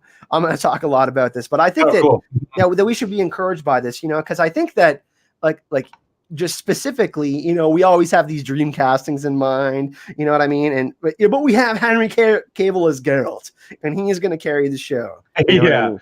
And so I think to kind of to get another dream casting in the same, like, that's a little we can't be that lucky, can we? Yeah. And I do suspect that we'll have some other bigger names pop up, but I'm not disappointed at all because I feel like the creative choices, the adaptation that was done in season 1 was fairly accurate and really good, and that's kind of something that suffered towards the end of Game of Thrones that we both agree with, as far as being book, fans of A Song of Ice and Fire, the book. So I'm not worried about this at all. I'm actually really excited to dive in and learn more about who this guy is. And although I did say I think Mark Hamill would have got it. Like, I mean, he was obviously offered the role. If Mark Hamill had time, he would have accepted it. So I think, yeah. I remember, the way he is on Twitter, he was like years ago, people fan cast him here, and he was like, "I've never heard of this, but I'm interested," because he's such a good sport. I mean, he's like, "This seems cool," because he's a fan of the genre. He may not like The Witcher specifically, because, like you said, he wasn't super familiar with it, but hey, it looks cool. It looked cool. That's why a lot of us picked it up in the first place. It looked cool, and it turned out to be just that. So. Yeah, so Mark Hamill was like, yeah, that looks cool. And chances are they probably had him in for a casting and had him in with Henry to do some stuff. They probably had these actors in. You know what I mean? A lot of the time when they're doing these big castings, think about the scenes that they're going to be bringing him in for. They probably had him do some stuff on his own, obviously, but maybe they brought him in for some stuff with Henry, and they just had instant chemistry, and that was like, okay, this is our guy. So there's a lot of things we don't know but that happen behind the scenes as far as casting and script and stuff like that. So I have a feeling that he's going to be great, because The Witcher season 1 was one of the best debut seasons I've seen of a television show as far as adaptations and stuff go. So it was very strong. But this is exciting news. Definitely disappointing for some. I wanted Mark Hamill, but it is what it is. Yeah, you wonder too, flipping to talk about Kristofer Hivju again for a minute. Like you said, we'll be getting throughout the series, we'll be getting exciting castings of people that we know, like fan favorites here and Regis, whoever that's going to turn out to be, whoever Milva is going to turn out to be, whoever. There's all sorts of high lords and ladies and queens and kings and things like that it's going to be opportunities for, like Stefan Skellen and Bonhart and all these. Yeah, there's so many good characters that we have yet to meet. Rience is another one. Interesting baddies that will have significant impacts. One thing too is that the 3 Witchers are only rumored to be in 3 episodes this season. So we got to remember that yes, while it is more. It is a more linear, streamlined thing. We got to remember that, we're going to have kind of what happened with Game of Thrones towards the end, where we have these POVs coming together. We're going to get more of the Nilfgaardian side with Fringilla and Kay here, and those are really interesting characters. So that is something to be excited about, Aziz. I'm very excited about that. I'm curious what they're going to do in the long run with some of these things. Like some of the high magic stuff, I'm very curious to see how it plays out on TV. There's some really epic stuff coming. And so beyond the castings, there's the matter of how they're going to tackle some of the big spectacles. And there's also but I feel great about it in the long run. It looks like it's really well laid out. I'm really happy with who's in charge. I'm really happy with Henry Cavill. Really happy with Anya Chalotra, and I hope I said that right. And Freya, what's her last name? Yeah, Anya Chalotra. Freya, what's Freya Allen? Yeah, Freya Allen's really good. Yeah, I have faith. Basically, what the decisions they've made so far. You could criticize some things. Sure, it's not perfect, but very happy, and so that gives me great. Phil Evandro gets a much bigger role. Full test.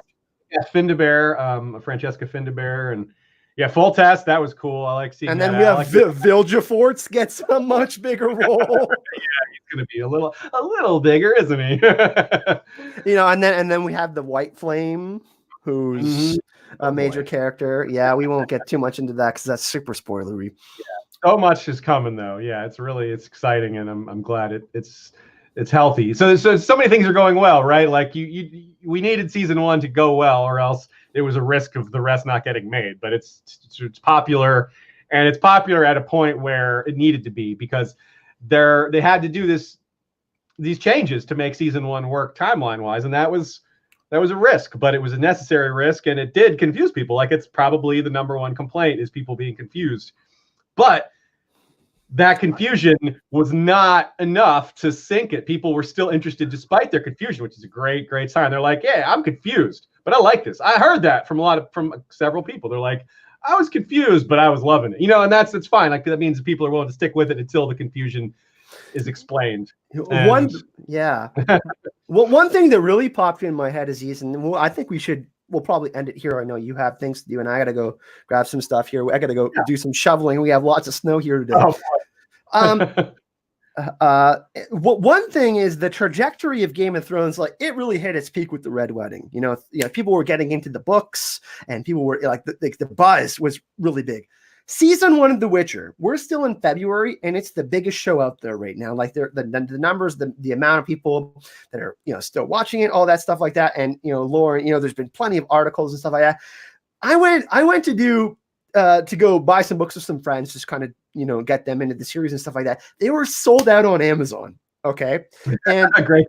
the amount of books they sold in January was like 1 million or something. The Last Wish. So that kind of trajectory, Aziz, like when we're talking about this kind of being a franchise, and kind of what we saw with Game of Thrones, kind of the hype that it generated, as it went on. I definitely think that we could potentially see all 7 seasons or 8 seasons of The Witcher. Like, that's how well it did in season 1. And if it's like people want more fantasy, of course we might get another Game of Thrones show down the road. We don't know exactly when that is, but it feels kind of similar to me. Like, look at me and you talked about this, like, just in a private conversation, like how many books did George R. R. Martin sell before the series came out? And like, it was a certain, like, I think it was like 15 million, and now it's like 70 million, right? And we're kind of seeing the same type of, so we're seeing similar types of things with Game of Thrones and The Witcher, as far as like people wanting to get into the games, like the Witcher games.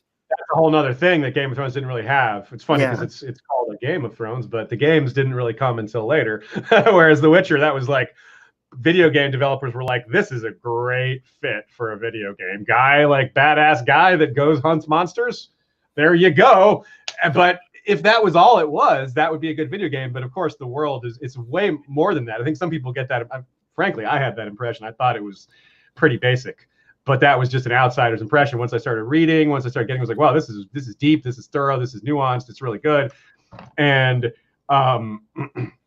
but we're still at the beginning. Like you said, Game of Thrones season 1 was really popular. It was a big hit. It drove a lot of people to the books. But the readership wasn't established for a while after that, because it takes a while. Like, a lot of people have ordered the books. A lot of people have ordered the Witcher books. But how many people have actually like finished them, digested them? We still haven't really gotten to that point yet. We're early in this process. Like Game of Thrones, after season 1, most people still hadn't even finished the book, even and there wasn't a lot of people creating content, like, until like season 4 or 5 too. That was a big factor too, right? That's very true, because it wasn't YouTube shows were also just kind of a new thing. Review shows, like reviewing TV shows, was kind of new in 2011, like for YouTube. It wasn't. Now it's like incredibly popular. It's super well established, but yeah, so it's going to take a little time for people to read the books. Like, I'm rereading them. Like, I'm nowhere near the level of understanding of the Witcher novels as I am A Song of Ice and Fire, but that's partly just time. Like, I've been grinding on A Song of Ice and Fire for 20 years, and Witcher we're talking 4 months for me. So, which is fun. I love that. I love that I have a lot to look forward to with because just going through this episode, preparing for this one, reading Grain of Truth again, I discovered a billion things I did not catch the first time. And I'm looking forward to doing that with all the rest of it. Now, well, kind of one last thing I do want to say in similarity with Game of Thrones too, is just like one strength that Game of Thrones had is like where it was filming in Europe, and like a lot of European actors and stuff like that. And the one thing too is like CD Projekt Red, it's the second biggest video game developer in Europe now. It's valued at, I don't know, like, it's really, really huge because of The Witcher. I mean, The Witcher 3 is now sold 58 million copies. That's insane. What? Holy crap. Yeah. That's probably more than the books have sold. Anyway, definitely. And one thing too that like, it's had such a huge impact on that area, like tourism, the same kind of thing that happened with Game of Thrones, you know what I mean? And the fact that it's you know, because like if we do like American things, for example, like just like North American things, like, you know, Star Wars is such a North American thing, right? Like it has a big impact. But the thing is like this has such a big impact in another area of the world. And that I think is something that is a great sustaining factor that we saw with Game of Thrones that I think that we will see help carry The Witcher too. So I think that, you know, that's part of the reason why it's so big. And I kind of just want to throw that out there. And you guys, you know, I'm a Zoro hype. I'm always going to try to find the positive little nuggets out there and kind of, you know, get everybody excited and ready for what's to come, even though it's coming in 2021. But I see so many positives, like, and so many similarities with what happened with Game of Thrones. And I just think, you know, like stories like this, the fact that the showrunner is speaking to people and really listening to the fans, and the fact that they're going to be doing and putting this in and, you know, making these creative decisions is just such a good thing. So yeah, I think that's a pretty good spot to end it today. Aziz, thank you so much for joining me again. We kind of went back and forth on, you know, what to talk about in the book club today. And then we thought it was appropriate that since the casting of Kristofer Hivju that we would do a grain of truth today. So yeah, So for Aziz, all your like, where can people find you? What's up with you? Right on. Well, first off, thanks for having me. Thanks for doing this. It's great to facilitate. And like I said, I'm really enjoying learning The Witcher. I have a lot more to learn. I want to try to maybe quote unquote master it as best as I can. I'm looking forward to making content with you and out, you know, on my own later once I grasp the material a little better. So this is huge for me, getting in on that path and getting this out there and learning. So it's wonderful that you're facilitating that. You're really like the tip of the spear here for the fandom, getting it going. Your energy is much appreciated, and I believe it will spread love to a lot of people. People are going to enjoy this more because of what you're doing here. And yeah, and so as far as what I'm doing, besides rereading the Witcher books, I've got my recurring Friday game streams. Speaking of games, we're playing Crusader Kings 2 in the Song of Ice and Fire world. We're piloting House Blackwood right now. That's every Friday at 6 Eastern. Every Sunday at 3 Eastern, we do Valar Rereadus. This Sunday is an incredible batch of chapters. We've got Davos talking about Claw Isle and getting named Hand of the King. We've got the Hound fighting Beric Dondarrion under the Hollow Hill. We've got what else do we have? We have well, other good stuff. That batch of chapters, it's really, really amazing. So we're about halfway through Storm of Swords. Tomorrow we are releasing our Dance of the Dragons episode with Radio Westeros. That's been a long time coming. And we're doing a live stream with Tara from Ice and Fire Con, talking some loony theories and the history of Ice and Fire Con and just having some banter. So we're staying busy over at History of Westeros, lots of different stuff. And also doing some guesting here and there, like with you and other people. So yeah, stay busy. You do have, I believe, so for people that are doing a Song of Ice and Fire rereads, I believe you do have a playlist for Valar Rereadus, right, Aziz? So people can kind of go back and kind of, you know, like you found some great stuff, especially with the King Bran stuff. Oh yeah, absolutely. Yeah, thanks for mentioning that. We have, we're on A Storm of Swords. There's an episode, if you go to our channel, there's a playlist for each book. And an episode we're doing, it's generally 4 to 6 chapters per episode. We have a schedule that we're sticking to, and we're finished with the Game of Thrones and the Clash of Kings. Those are all there in you know, there's several hours, quite more than several hours on each, and that's a nice process we're working our way through. And it's even though I've been through the books a lot of times, going through them again after the TV show is ended has really made a big difference, and we're noticing a lot of new things. So it's really fun. So yeah, everyone, thanks for joining. I see some people in the chat asking coming what's next on the channel. A Vesemir video tomorrow. That has to happen because that's pretty big news. I saw some other people asking in chat kind of what's next for the channel. I'm going to continue with these Witcher book clubs probably kind of every other week, so I can, you know, get the right amount of information, reread chapters and stuff like that. But people, I talked about this with Indie Geek, and he's got great Westworld content. I'm going to cover season 3 of Westworld.